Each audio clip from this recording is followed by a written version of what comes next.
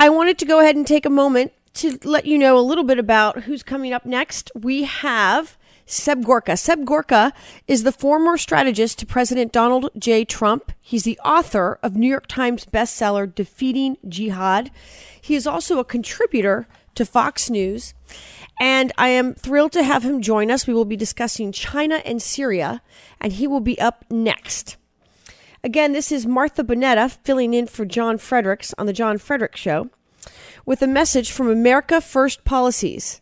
America First means ensuring trade deals are beneficial for American workers and businesses.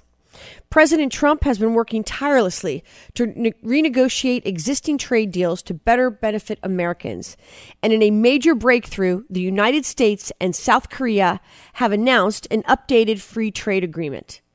South Korea will dramatically reduce the amount of steel it exports into the United States, which will protect steel manufacturers here in America. Automakers will also win big. South Korea will now allow 50,000 American-made vehicles to be sold in their market from each automaker, double the previous amount. And this is only the beginning. Expect America's trade deals to keep getting better. To learn more about trade and America First Policies, a nonprofit organization supporting key policy initiatives that will work for all citizens in our country and put America first, please visit www.americafirstpolicies.org. This message paid for and authorized by America First Policies.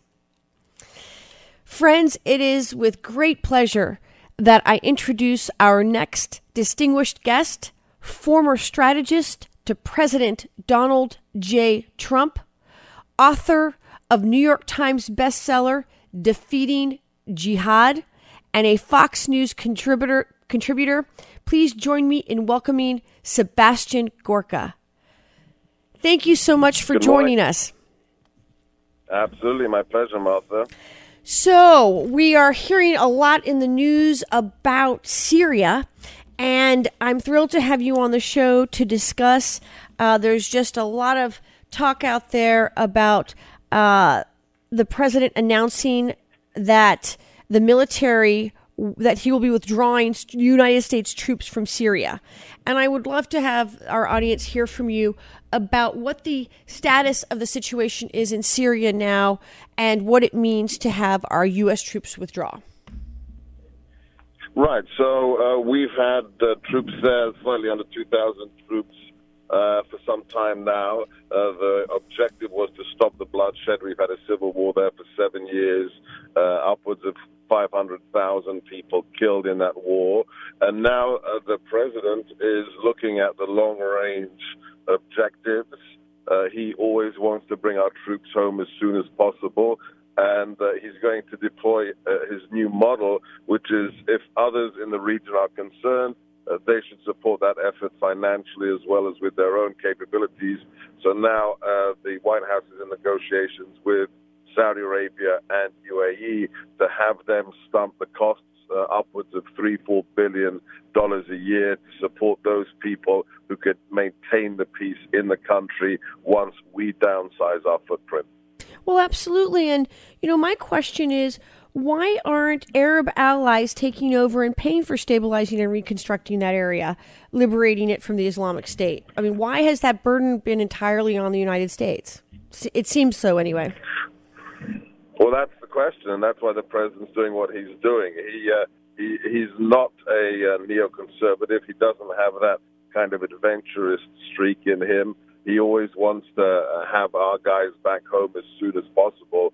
So, yeah, if the countries of the region that are very, very wealthy in many cases are concerned, then they have to step up to the plate. We can have our presence there in terms of trainers, advisors, maybe some small special forces units. But at the end of the day, we're not there to protect other people's interests. We only deploy when our vital interests are on the line, and that's the president's philosophy, and it's the revenge of common sense. Absolutely. And bring our troops home is what I say. And how to respond to those that suggest that removing our troops is a horrific mistake. What do you say to them? No, this isn't 2011 and this isn't Iraq. We didn't go into Syria and invade it with tens of thousands of troops. We didn't replace the government. At the end of the day, you have to look at the geopolitics of the situation. The Assad regime is evil, but as long as it has the support of Russia, Iran, and China, you're not going to remove that government. What we need to do is stabilize the situation, stop the bloodshed, and make sure that there's at least some semblance of stability in that country, along with another long-term objective. We can't allow Iran to exploit any vacuum thus created. So we can't have a vacuum that Iran steps into, but the president knows that. Absolutely, absolutely. And, can we go ahead and let's transition now to China.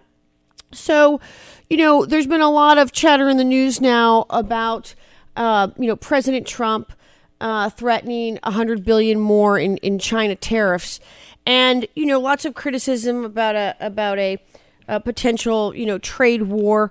What do you have to say about that? As far as moving forward is concerned with the Chinese economy. Well, look, it's not about a trade war, and even if it were about a trade war, that would be a war that China would lose. They need us much more than we need them.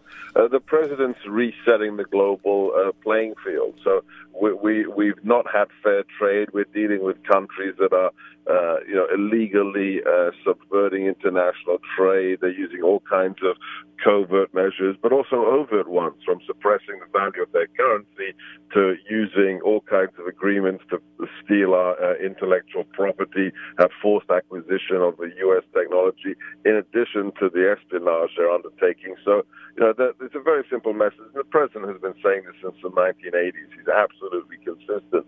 We can't allow China to undermine our national interest, which includes our economic interest. They have a plan. Google it. It's called One Belt, One Road. They intend by 2049, the 100th anniversary of the Chinese Communist Revolution, to displace America as the most powerful nation in the world. And Exactly. We can't let them do that. We do not want a more powerful communist China. No, you're absolutely correct. And as far as this back and forth now with China, our president is finally making America first, and he is unleashing America's ability to truly be first for the first time in as long as I've been alive. Witnessing an administration, a president truly making America first. And so as far as the criticisms that are hurled against him, I stand with this administration and this president in terms of, these tariffs. And, what do you say to those that threaten and suggest that this is going to launch a trade war that will make America suffer? What do you say to them? I just quote what Peter Navarro, the president's economic advisor, said this morning on Fox and Friends. He was on the show before I did. In the last 4 decades, we've lost more than 7,000 manufacturing companies to China. Now, Yep. Why? Why is that good for anybody? How is it controversial that we want to finally put America's interests first? Why should everything be outsourced? It's just fundamentally wrong. This is a communist country. It wishes to do things that are not in our interests. It's time to call them out and to take action. So at the end of the day, if it's about protecting American interests, if you're not for it, then really, who are you for? Hear, hear. That's absolutely right. Seb Gorka, thank you so much for your time. I know you're a very busy man in high demand, and we really appreciate you being on the John Fredericks Show and hope to have you back again very soon. My pleasure. Please check me out at Twitter. It's at Seb Gorka. That's SEBGORKA at Seb Gorka. And then there's my book, Defeating Jihad, that you can find everywhere. Thank you so much, Martha. Thank you so much. Thank you.